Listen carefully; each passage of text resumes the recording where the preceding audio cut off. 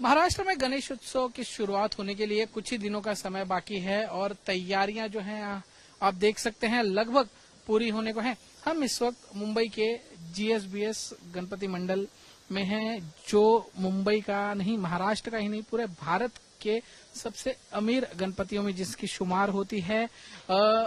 5 दिन के ही गणेश जी यहाँ पर विराजमान होते हैं, लेकिन इन 5 दिनों में जो तैयारियां होती हैं, जो लोग आते हैं, वो काफी भव्य और दिव्य होती है। आप देख सकते हैं हवन के लिए अलग से यहाँ पर जगह बनाई गई है, तो वहीं तुलादान के लिए अलग से जगह बनाई गई है।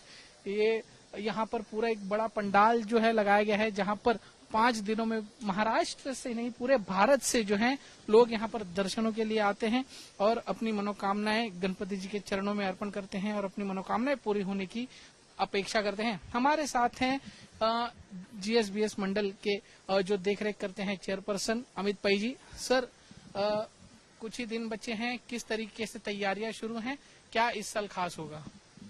नमस्कार, हम जीएसबी सेवा मंडल की तरफ से सभी गणेश भक्तों का स्वागत करते हैं। इस साल आप जैसे देख रहे हैं बारिश की वजह से काफ़ी सारा काम पेंडिंग लग रहा है, फिर भी हमारी उम्मीद है कि कल शाम तक या परसों तक पूरा पंडाल और पूरी तैयारियां हो जाएंगी। हमारे यहाँ जैसे कि आप जानते होंगे, ये शास्त्रोक्त पद्धति से पूरी रिलीजियस सेंटिमेंट के साथ पूजाएं की जाती है और हवन होते हैं और भगवान की अर्चना होती है। इस साल भी उसी तरीके से होंगी, लेकिन हमने इस साल काफ़ी सारे सुविधाएं उपलब्ध कराई है सभी भक्तगणों के लिए। यहाँ पे लाखों लोग आते हैं, लाखों तादाद में लोग आते हैं और गणपति बापा के दर्शन के लिए आते हैं। उनके लिए हम लोग ने अलग स्काई वॉक की तौर से यहाँ पे एंट्री रखी हुई है और हम एकदम साइंटिफिक वे से जितने लोग इस पंडाल में रह सकते हैं उतने ही लोगों को अंदर छोड़ के उनकी सुविधाएं यहाँ पे 22 मिनट के अंदर दर्शन हो। जब एंट्री होगी तब लाइन भली बार 2-3 घंटे की लाइन हो सकती है, लेकिन एंट्री करने के बाद 25 मिनट के अंदर उनका दर्शन और प्रसाद होके वो बाहर जा सके, ऐसी सुविधाएं हमने उपलब्ध कराई है। हमने काफी ट्रैफिक फ्लो मैनेजमेंट, आप जैसा देख सकते हो, इतना बड़ा पंडाल बना हुआ है, ऑलमोस्ट रेडी है। शायद कल या परसों तक हम रेडी हो जाएंगे और 25 तारीख को हमारे गणपति बापा का मुख दर्शन भी होगा। सर, एक और चीज जो इस मंडल की विशेषता है वो ये कि सबसे ज्यादा इंश्योरेंस जो है आपने करा है, भले वो चाहे आने वाले भाविक हों, पंडाल हो, यहाँ पर काम करने वाले लोग हों, उसको किस तरीके से ये किया? हमारे काफी सालों से, हम 25 सालों से इंश्योरेंस कर रहे हैं और इंश्योरेंस की वजह है कि बापा को इंश्योरेंस की जरूरत नहीं है, बापा के आशीर्वाद से ही पूरी दुनिया चलती है। लेकिन एक ऑर्गेनाइजर की तौर से हमें ये लगता है कि हमारी जिम्मेदारी है कि यहाँ पे जो हमारे भक्तगण आते हैं, हमारे जो वॉलंटियर्स यहाँ पे काम करते हैं, स्वयंसेवक, हमारे जो बड़जी यहाँ पे पूजा करते हैं, एवं यहाँ पे आजू बाजू वाले बिल्डिंग्स के जो लोग हैं, उनको किसी तरीके से कोई तकलीफ नहीं होनी चाहिए। इसलिए हम ये इंश्योरेंस लेते हैं। उसकी अलग अलग टाइप के बीमाएं हैं। ये पूरे स्ट्रक्चर के लिए एक बीमा है और इसको पब्लिक अपना पेंडॉल के लिए इंश्योरेंस लिया हुआ है, फर्नीचर फिक्सचर्स के लिए। उसी तरीके से पापा के जो जेवरात है उनके लिए पूरा एक बीमा लिया गया, ऑल रिस्क इंश्योरेंस पॉलिसी। और जो भक्तगण आते हैं उनके लिए पब्लिक लायबिलिटी पॉलिसी ली गई। तो यहाँ पे कोई बिल्डिंग में कोई डैमेज हो हमारे वजह से, या किसी जो भाविक आते हैं उनको कोई प्रॉब्लम हो, तो उसके लिए हमने पर्सनल एक्शन पॉलिसी भी ली है। हमारे स्वयंसेवक कार्यकर्ता जो है, जो करीबन 3,500 लोग हैं, 3,500 कार्यकर्ताओं के लिए हमने बीमा ली है। 10,000 रुपए का, 10 लाख रुपए तक का पर्सनल एक्सीडेंट लिया गया है। और ये जो कवरेज है 25 तारीख से लेके जहां तक गणपति का विसर्जन होगा वहां तक का है। और ये जो सेटअप का कवरेज है वो 1 महीने के लिए पूरा लिया हुआ। कुल कितने की बीमा राशि है? 475 करोड़, 450। और इस साल क्या और कुछ अलग करने जा रहे हैं? 71वां साल है, क्या कुछ अलग देखने को मिलेगा और कितने लोगों की आने की उम्मीदें हैं?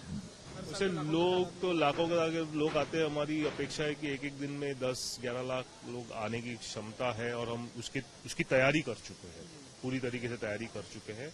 इस साल का विशेष ये है कि हम हो सके उतना प्लास्टिक का यूजेज हम कम कर रहे हैं और जहां पे भी हम प्लास्टिक यूज कर रहे हैं वो रीयूजेबल कर रहे हैं या तो फिर रिसाइक्लेबल कर रहे हैं। एग्जाम्पल के तौर पे आपको बता सकता हूँ, ये जो बैनर लगे ये एक ही फ्लेक्स बैनर है जो फ्लेक्स में होगा, बाकी सब एलईडी में होगा।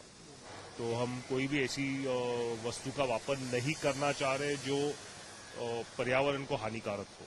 हमारा ये एक गोल है, हमारा एक ऐसा निर्णय है और निश्चय है कि 10 साल के अंदर जो कार्बन नेट जीरो होता है उस पदवी को हम अचीव करें, ताकि जैसे कि आप देख सकते हो हमारे यहाँ अन्नदान काफी श्रेष्ठ होता है। तो दिन में 25-30 हजार लोग भगवान का महाप्रसाद लेते हैं, वो भी हम केले के पत्ते पे सर्व करते हैं, और वो केले का पत्ते कम्प्लीटली बायोडिग्रेडेबल होता है।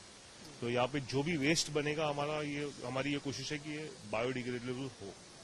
मतलब पूरा सब ट्रेडिशनल पद्धति से आज भी मनाया जा रहा है। आज भी आप देखोगे तो आप सुबह 5 बजे 6 बजे आओगे तो यहाँ पे हवन चालू हो जाता है, और उसी के बाद तुला की पूजा चालू हो जाती है। वैसे ही भगवान के यहाँ दोपहर की पूजा की तैयारी की जाती है।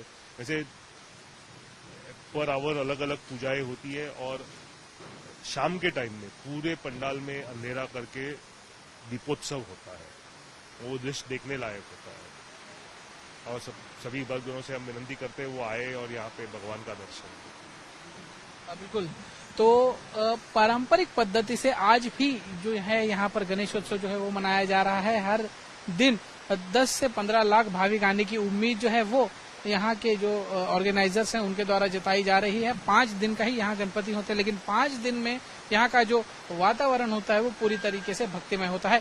कैमरामैन सिद्धेश के साथ दीपेश त्रिपाठी, मुंबई, आज तक।